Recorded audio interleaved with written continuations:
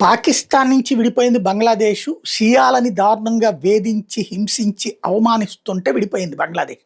ఆ విడిపోవడానికి నాడు సహకరించింది భారతదేశం.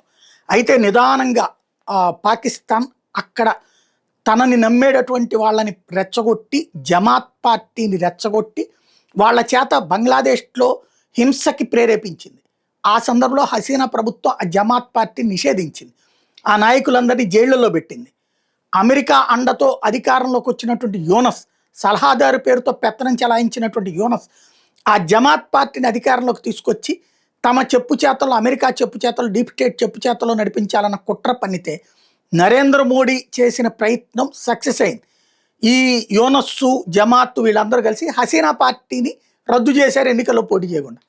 అయితే హసీనా పార్టీకి ప్రత్యర్థిగా ఉండేటటువంటి బంగ్లాదేశ్ నేషనలిస్ట్ పార్టీ, జియా వాళ్ళ పార్టీకి మోడీ మద్దతు ప్రకటించారు. మోడీ స్వయంగా ఫోన్ చేసి వాళ్ళతో మాట్లాడారు. జియా కొడుకు ప్రధానమంత్రి అభ్యర్థిగా ముందుకొస్తే ఇప్పుడు చివరికి మోడీ మద్దతు ఇచ్చిన లేదా భారతదేశపు అండదండలు ఉన్నటువంటి బంగ్లాదేశ్ నేషనలిస్ట్ పార్టీ అధికారంలోకి రావడం, జమాత్ పార్టీని ఓడగొట్టడం ద్వారా అక్కడ కథ మారింది. టోటల్గా 175కు పైగా స్థానాల్లో బిఎన్పి ముందంజలో ఉంది. 67 ఏళ్ల షఫీకుర్ రెహమాన్ సారథ్యంలోని జమాతీ ఇస్లామీ కూటమి కేవలం 30 స్థానాలకు సరిపెట్టుకుంది. 15 ఏళ్ల తర్వాత తమ పార్టీ మళ్ళీ అధికారం కైవసం చేసుకోబోతుందని బిఎన్పి పార్టీ చైర్మన్ తారిక్ వ్యాఖ్యానించుకొచ్చాడు ఈ సందర్భంగా.